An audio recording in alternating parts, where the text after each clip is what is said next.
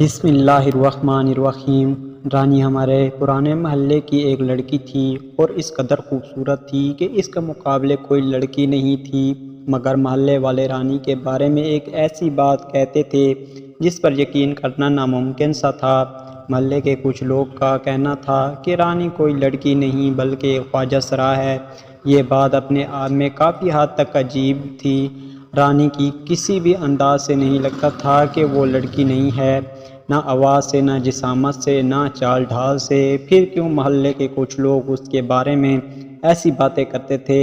جہاں رانی کو آدھے محلے والے خواجہ سرا مانتے تھے، وہیں آدھے لوگ یہ بھی کہتے تھے شریف اور سادہ سی لڑکی ہے، بس ذرا سا رنگ روپ باقی لڑکیوں سے خوبصورت ہے، اسی لیے کچھ لوگ اسے خواجہ سرا سمجھتے ہیں۔ مجھے یہ بات ہضم نہیں ہوئی۔ اگر کسی کا رنگ روپ خوبصورت ہے تو اس کا مطلب یہ تو نہیں ہوتا کہ وہ خواجہ سرا ہے۔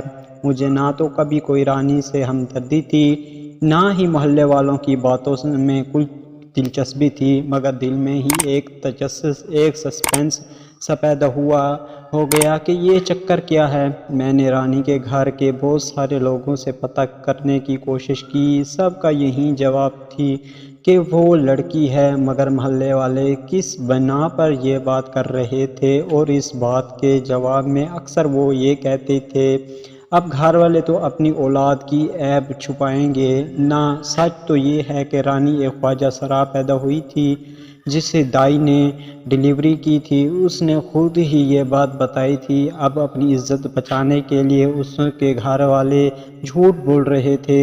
میرا تجسس ختم ہونے کی بجائے مزید بڑھ گیا، مجھے جلتی گئی تھی آخر حقیقت کیا تھی۔ میں محلے کے ایک بزرگ کے پاس گیا اور اس سے دائی اور رانی کے حوالے جواب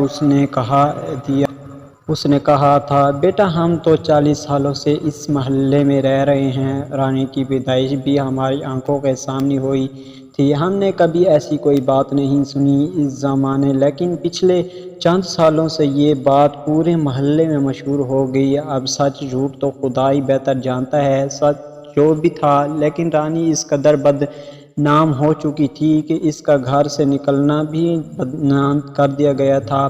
اب وہ کبھی کبھی اپنے چھوٹے بھائی کے ساتھ یہاں وہاں جاتی نظر آتی تھی۔ مجھے اب اس پر تھوڑا ترس آنے لگ گیا تھا۔ محلے والوں سے خدا پوچھے انہوں کس طرح ایک شریف لڑکی کو بدنام کر دیا تھا، انہیں باتوں کی وجہ سے تو کوئی محلے میں تو کیا اس سے آس پاس کے 5 محلوں تک پھیل چکی تھی۔ تبھی رانی کے لیے کوئی رشتہ نہیں آتا، حالانکہ وہ سب سے زیادہ خوبصورت لڑکی تھی۔ ایک بار اس کی طے شدہ منگنی بھی ٹوٹ گئی۔ اس کی منگنی اس کے کزن سے طے شدہ تھی، مگر محلے میں پھیلتی عجیب و غریب باتوں کی وجہ سے اور بدنامی کے ڈر سے اس کے کزن نے رشتے سے انکار کیا، اور ایک بار تو اس بیچاری کو شادی والی رات ہی لڑکے والے چھوڑ کر چلے گئے تھے۔ ہوا کچھ یوں تھا کہ لڑکے والے دوسرے محلے کے تھے اور لڑکے نے گلی میں آتے جاتے رانی کو پسند کر لیا تھا۔ بات شادی تک پہنچ گئی اور شادی ہو بھی جاتی اگر لڑکے والوں نے نکاح سے 2 گھنٹے پہلے رانی کے بارے میں افواہیں نہ سن کر ہوتی۔ رانی ایک خواجہ سرا ہے۔ رانی کے گھر والے ہر وقت پریشانی میں ڈوبے رہتے تھے۔ ایک دن میں محلے کے پرانے گھر کے سامنے سیڑھیوں پر بیٹھا تھا، دور سے رانی اپنے بھائی کے ساتھ آتی ہوئی نظر آئی۔ میرے دل کی بے چینی بڑھ گئی۔ میں نے سوچا تھا کسی سے پوچھنے کی بجائے ڈائریکٹلی یہ بات رانی سے ہی پوچھ لیتا ہوں۔ جب وہ میرے پاس سے گزری تو میں نے کہا السلام علیکم۔ اس نے بڑی شرافت سے میرے سلام کا جواب دیا۔ کافی کوشش کے بعد بھی میں اس سے بات نہیں کر پایا اور وہ وہاں سے چلی گئی۔ جب اس نے میرے سلام کا جواب دیا تو وہ اتنی خوبصورت آواز تھی جو کہ کسی لڑکی کی ہو سکتی تھی، مگر محلے والوں کی باتوں سے مجھے دونوں طرف سے سوچنے پر مجبور کر دیا تھا۔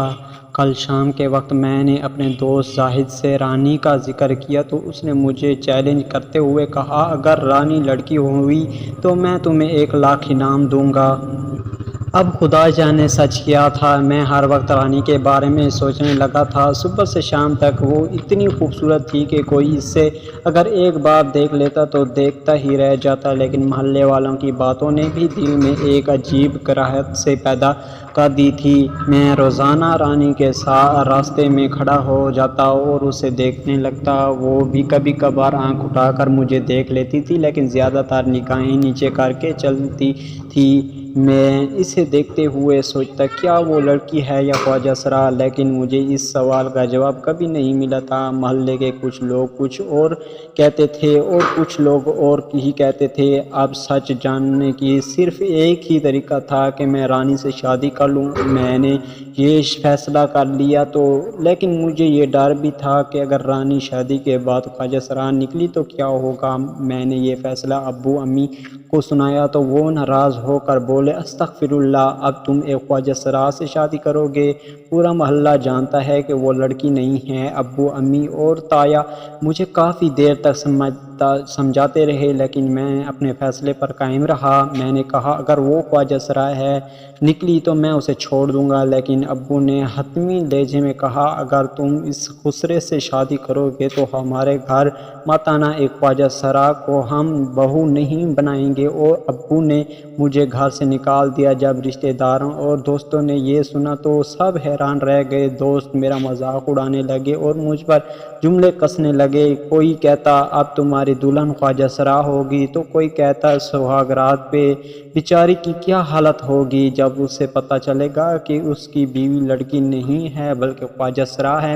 میں نے سب کی باتوں کو نظر انداز کر دیا اور دل میں ہی یہ بات ڈال دی کہ رانی سے ہی شادی کروں گا، مگر سہاگرات پہ جو میرے ساتھ ہونے والا تھا وہ میرے وہم و گمان میں بھی نہیں تھا۔ میں شادی کی تیاریاں کرنے لگا اور شادی سے ایک دن پہلے میں کافی پریشان تھا۔ مجھے اس بات کی ٹینشن تھی کہ اگر رانی خسرا نکلا تو میں کس کو منہ دکھانے کے قابل نہیں رہوں گا، گھر میں کسی منہ سے رہوں گا، دوستوں میں کیا عزت رہ جائے گی۔ لیکن بہرحال میں فیصلہ کر چکا تھا۔